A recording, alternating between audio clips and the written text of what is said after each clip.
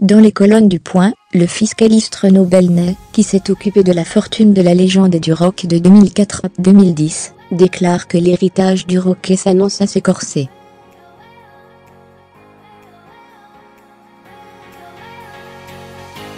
Et cela, même si le chanteur français se serait montré plutôt prévoyant avant sa disparition.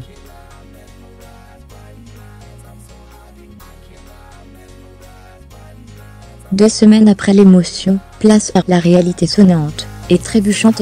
Et entre la multitude de droits et de biens partagés entre sa femme Laetitia et ses 4 enfants, Jade, Joie, David et Laura, la succession de Johnny s'annonce particulièrement compliquée.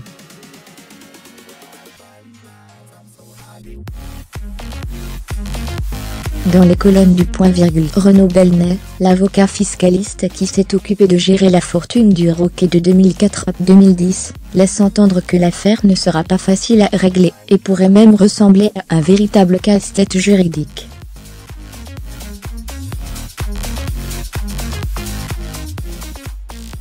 Fermez les guillemets, lire aussi Johnny Hallyday. Un cliché de la dépouille du chanteur mise en vente, le dossier n'est pas simple, explique Renaud Belnay.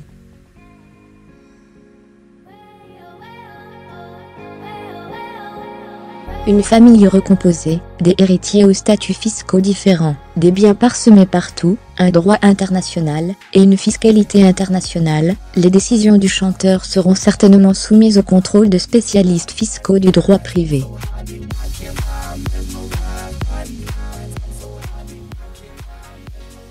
Fermez les guillemets. Aux droits concernant son gigantesque portefeuille musical, s'ajoute un patrimoine immobilier conséquent, avec ses multiples résidences à Marne-la-Coquette, Los Angeles ou à Saint-Barthélemy.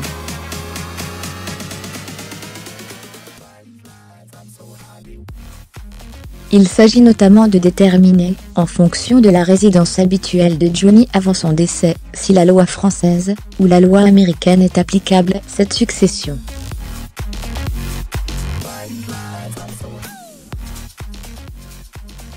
Il est également question d'analyser le régime matrimonial liant Laetitia et de ses dernières volontés, qui devraient être présentes dans un testament.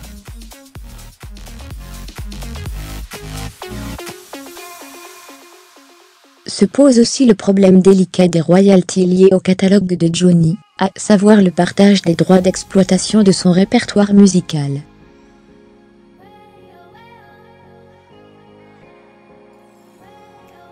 Le spécialiste de la chanson française Fabien Lecoeuvre explique au Point que les droits partagés sont au nombre de 4.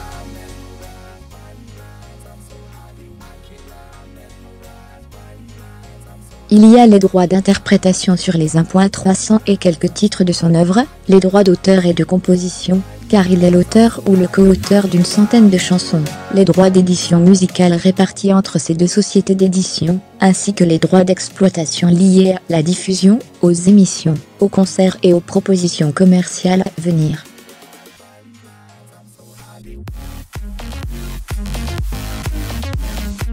Fermez les guillemets. Reste enfin la question du droit moral, qui concerne le respect de l'œuvre de Johnny.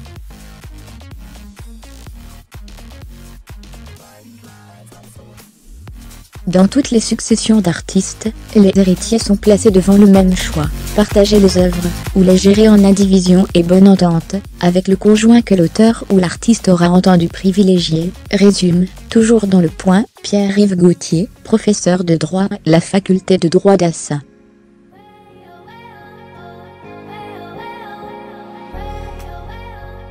Peu après sa mort, il se murmurait que le montant du patrimoine du rocker serait nettement moins conséquent que prévu.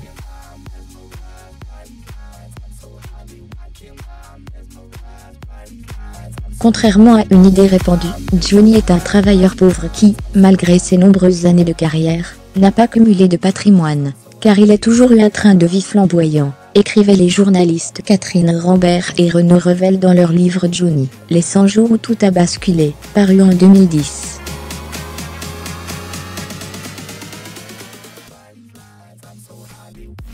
Le montant annuel de ses royalties se chiffrerait tout de même à 15 millions d'euros.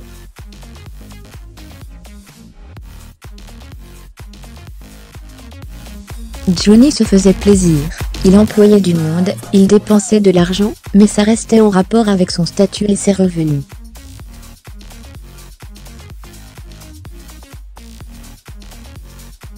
Il y avait simplement cette difficulté particulière des artistes, vous êtes payé des années à l'avance.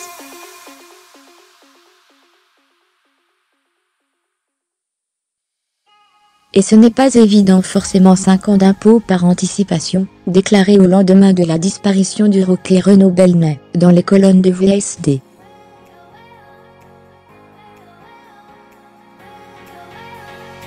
Il est vrai que le chanteur, souvent considéré comme la seule star internationale française, avait la réputation d'avoir un train de vie assez dispendieux.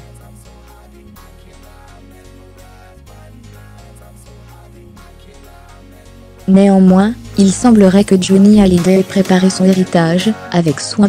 Contrairement à ce que l'on peut croire, Johnny était quelqu'un de très organisé, de très minutieux, déclarait son ancien avocat dans les pages du Point Virgule paru le 12 décembre dernier.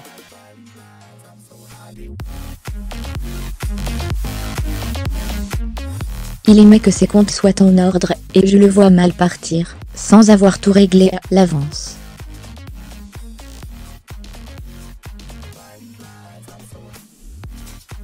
Fermez les guillemets, ce que confirmait en mars dernier, l'homme d'affaires Jean-Claude Darmon, un très proche du chanteur. Johnny a toujours prévu sa succession bien avant car, contrairement à l'idée qu'on s'en fait, Johnny est un homme intelligent, et il sait aussi qu'on ne va pas vivre éternellement.